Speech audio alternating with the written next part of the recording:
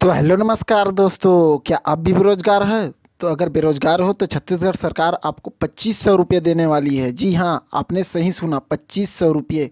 सरकार ने ये नियम लागू किया है कि अब जो लोग छत्तीसगढ़ में बेरोजगार है उसको 2500 रुपये महीना जो है भत्ता दिया जाएगा।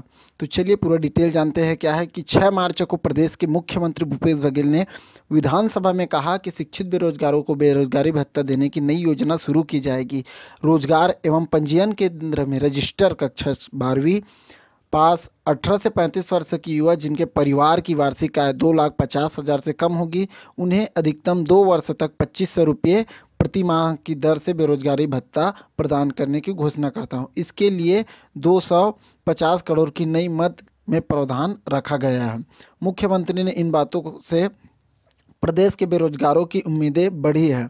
लाखों युवाओं में खुशी भी है कि हमें हर महीने 2500 रुपये की मदद सरकार से बेरोजगारी भत्ते के रूप में मिलेगी। ये भत्ता कब मिलेगा, कैसे मिलेगा, क्या नियम होंगे, इसके किससे मिलेगा, ये सब हम पढ़ते हैं। तो यहाँ पर छत्तीसगढ़ के ध्यान से पढ़ना है आप लोगों को, और ध्यान से आप लोगों को नोट करके रख लेना है या कॉपी पेन में लिख के रख लेना है इसको कि कौन पात्र है इसके और कौन पात्र नहीं है। बिल्कुल ध्यान से।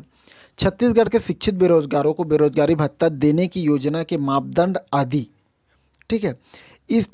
इस योजना के अंतर्गत बेरोजगारी भत्ता के लिए पात्र शिक्षित युवा को प्रथमतः 1 वर्ष के लिए बेरोजगारी भत्ता देय होगा।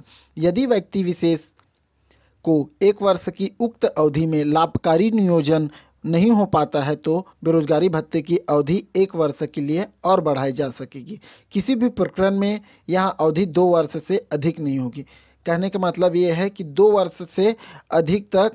वर्ष तक ही आप लोगों को बेरोजगारी भत्ता मिलेगा, उससे अधिक आप लोगों को नहीं मिलेगा। दूसरा, आवेदक छत्तीसगढ़ का मूल निवासी होना चाहिए और मूल निवासी प्रमाण पत्र आपके पास होना अनिवार्य है। ठीक है। तीसरा है आवेदन किए जाने वाले वित्तीय वर्ष के 1 अप्रैल को आवेदक की आयु 18 से 35 वर्ष के मध्य होनी चाहिए। ठीक है।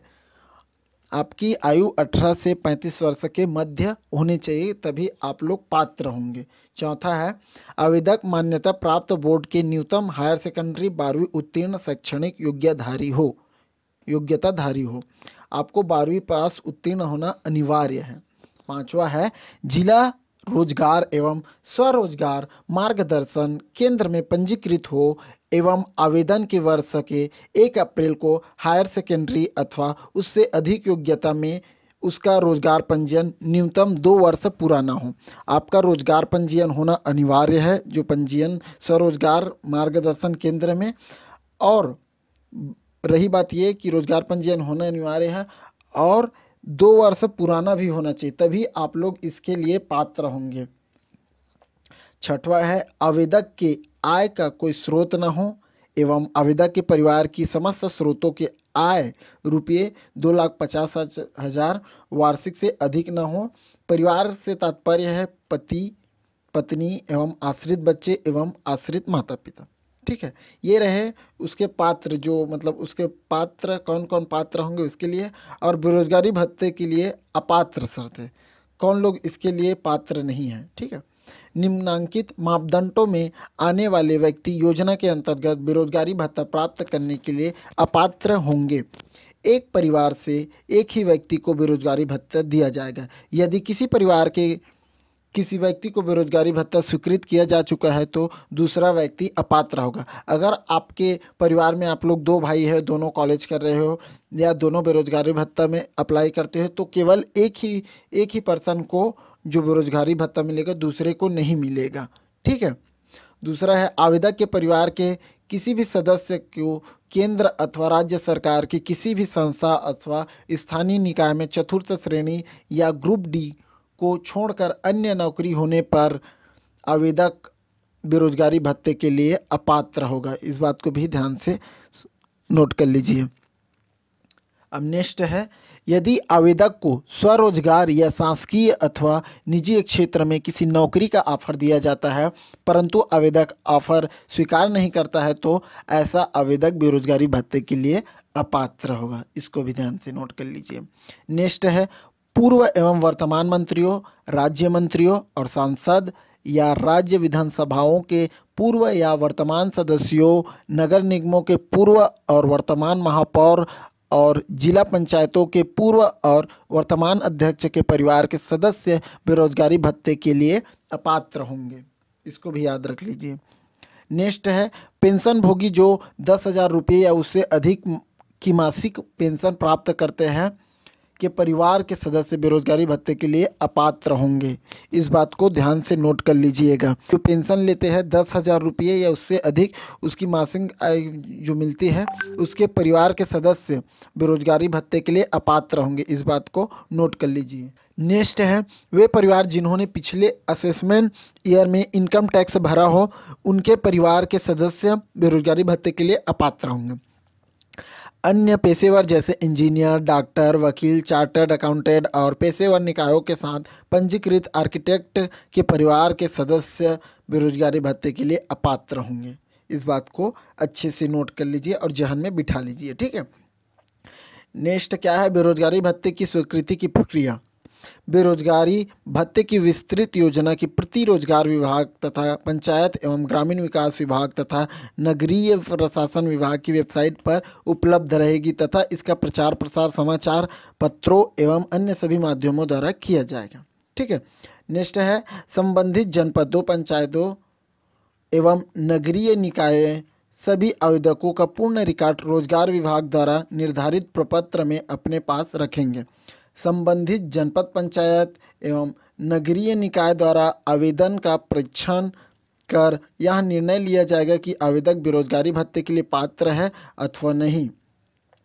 पात्र आवेदकों को बेरोजगारी भत्ते की स्वीकृति संबंधित जनपद, पंचायत एवं नगरीय निकाय द्वारा जारी की जाएगी एवं उनकी ऑनलाइन प्रविष्टि संबंधित निकायों द्वारा की जाएगी। जिन आवेदकों को जनपद, पंचायतों, नगरीय निकायों द्वारा बेरोजगारी भत्ता स्वीकृत किया गया है, उन्हें बेरोजगारी भत्ते की राशि सीधे उनके बैंक खाते में रोजगार विभाग द्वारा प्रतिमाह अंतरित की जाएगी, ठीक है।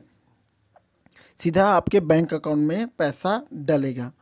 यदि बेरोजगारी भत्ता प्राप्त करने वाले को किसी प्रकार का रोजगार प्राप्त हो जाता है तो वह बेरोजगारी भत्ते हेतु अपात्र हो जाएगा एवं उसे तत्काल संबंधित जनपद, पंचायत या नगरीय निकाय को सूचित करना होगा और तत्पश्चात संबंधित जनपद, पंचायत द्वारा उन्हें बेरोजगारी भत्ता बंद करने का आदेश पारित किया जाएगा एवं बेरोजगारी भत्ते की राशि उन्हें अंतरित करना बंद कर दिया जाएगा, ठीक है। संबंधित जनपद, पंचायत, नगरीय निकाय हर 6 माह में बेरोजगारी भत्ता प्राप्त करने वाले हितग्राहियों की जांच कर यह सुनिश्चित करेंगे कि वे अभी भी बेरोजगारी भत्ता प्राप्त करने के लिए अपात्र हैं या अपात्र हो गए हैं।